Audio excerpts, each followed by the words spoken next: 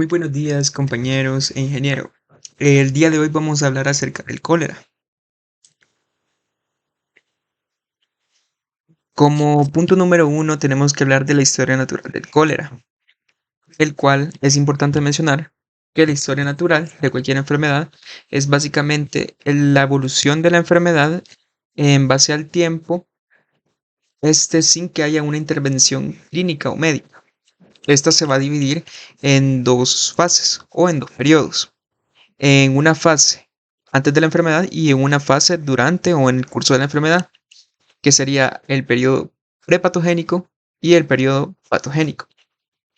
En el caso del periodo prepatogénico se encuentra la triada ecológica, los cuales son factores que inciden en que se dé la infección o el contagio de una enfermedad. Por ejemplo, tenemos el agente que sería la bacteria Vibrio cholerae, el huésped que es el ser humano y el ambiente que sería el agua, específicamente agua contaminada con Vibrio cholerae. Tenemos también los niveles de prevención dentro del periodo patogénico, que sería la prevención primaria. La prevención primaria lo que nos permite es educar a la población. En este caso, lo que se hace es informar sobre aspectos del cólera, por ejemplo, los métodos de transmisión, causas, y consecuencias. ¿Para qué? Para que las personas logren adecuar o logren formar conductas de higiene personal y higiene alimenticia. Luego está la inmunización específica, que es por medio de la vacunación contra el cólera. Pasando luego al periodo patogénico, tenemos que este se divide en dos etapas, una etapa subclínica y una etapa clínica. La etapa subclínica inicia con el periodo de latencia, el cual es el periodo de incubación de, en este caso, el Vibrio cholerae, que sería de 12 horas a 5 días. ¿Qué significa esto? Que desde el momento del contagio o de la infección, pues básicamente hay 12 horas a 5 días para que se empiecen a manifestar los primeros síntomas generales, que son los que se manifiestan en el periodo prodómico, que serían náuseas, vómitos, diarrea profúsica con cólicos abdominales. Luego tenemos los signos y síntomas. Los signos y síntomas específicos, los cuales son las evacuaciones parecidas al agua de arroz, que vienen con moco, células epiteliales y vibriones. El moco intestinal, células epiteliales siempre del intestino, y los vibriones, que vendrían a ser cuerpos bacteriales o residuos de estos mismos. En la siguiente etapa tenemos el daño o defecto, que vendrían a ser complicaciones fatales como lo es el colapso circulatorio y anuria, que ambas son complicaciones que se dan por la deshidratación. En este caso, la anuria viene siendo la falta de excreción de orina. Y esto se pasa ¿por qué? Debido a que hay un cierto nivel de deshidratación, el cuerpo lo que hace es filtrar la orina para que el agua de la orina, bueno, antes de convertirse a orina, mejor dicho, pues pase al plasma. Por ende, no se pierde el agua dentro de los vasos sanguíneos, pero puede llegar a un colapso circulatorio cuando el agua es escasa dentro del sistema circulatorio, provocando una muerte o un estado crónico de la enfermedad. Dentro de los niveles de prevención tenemos la prevención secundaria y la terciaria. En la prevención secundaria tenemos el diagnóstico temprano, y esto lo vamos a lograr identificando los signos y síntomas específicos de esta enfermedad, que ya dijimos que uno de ellos es las evacuaciones parecidas al agua de arroz, con todo lo que dijimos que tiene ahí, que son mocos, células epiteliales y vibriones. Luego, el tratamiento oportuno se logra también identificando antes la enfermedad. Por ejemplo, en este caso, que es una bacteria, se trata con tetraciclina. Tenemos la prevención terciaria, que esta básicamente consiste en la rehabilitación del paciente. ¿Cómo lo vamos a hacer? Por medio de la reposición de líquidos y electrolitos. Dijimos que esta enfermedad, pues básicamente, causa deshidratación, una deshidratación severa. ¿Y esto por qué? Debido a que la enfermedad causa diarrea. Y la diarrea, pues básicamente es un producto de que las paredes intestinales no estén absorbiendo el agua del bolo alimenticio o de la comida, se podría decir. Por ende, las heces salen líquidas. ¿Cómo se logra contrarrestar esto? Pues se logra ingiriendo agua con electrolitos que permiten que los iones, por ejemplo el sodio, que se encuentra en mayor abundancia en el líquido extracelular, se encuentre con mucha más cantidad de lo normal para que el cuerpo entre en un estado de homeostasis y deje entrar el sodio hacia dentro de las células, regulando así los niveles de sodio.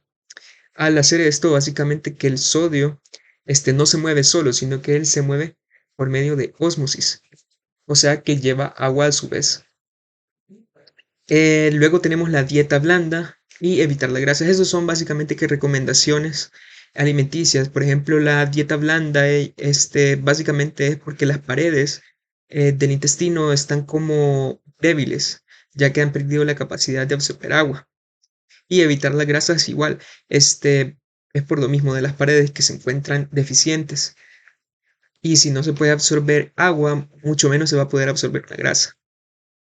Luego, tenemos la cadena de transmisión, que en la cadena de transmisión, si ustedes se pueden fijar, tenemos los tres componentes de la tríada ecológica, el cual es el huésped susceptible, que es el humano, el agente causal, que sería la bacteria Vibrio cholerae, específicamente los serotipos 01, TOR, y 0139, perdón. Tenemos el reservorio, el cual es el humano y el agua, y básicamente donde se va a proliferar la enfermedad. La puerta de salida del agente causal va a ser gastrointestinal, que significa que va a entrar por que va a estar, perdón, en estómago, va a pasar a intestinos y por ende va a pasar a las heces.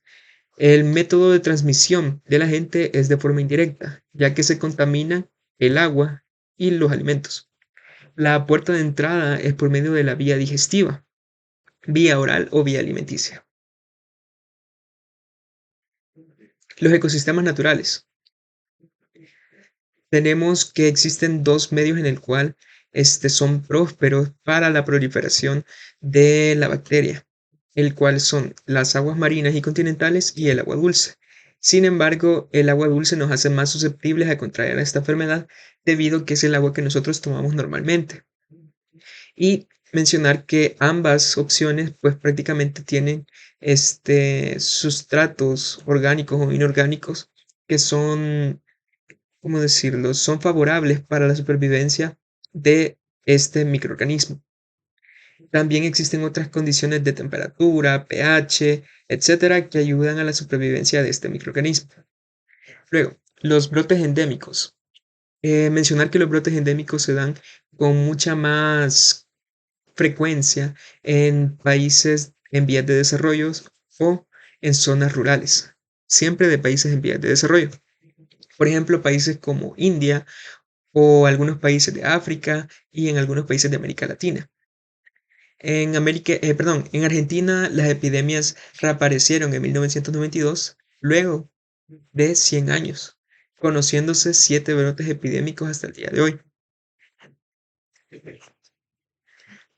Los niveles de prevención.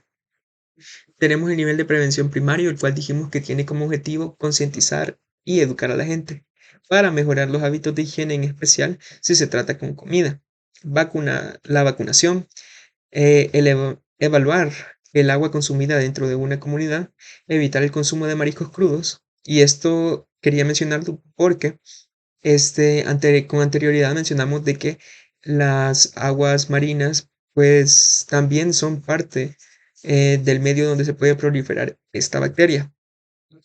Pero agua marina o agua salada no es como que consumamos en sí, pero nosotros sí hemos llegado a consumir mariscos, que estos provienen del agua salada, pero estos deben de ser cocidos, no deberían, mejor dicho, no deberían consumirse crudos. ¿Por qué? Porque ahí es donde puede venir el Vibrio cholerae. Si nosotros cocinamos, ¿verdad? Sabemos que ahí aplicamos condiciones de temperatura bastante altas que logran eliminar ese microorganismo.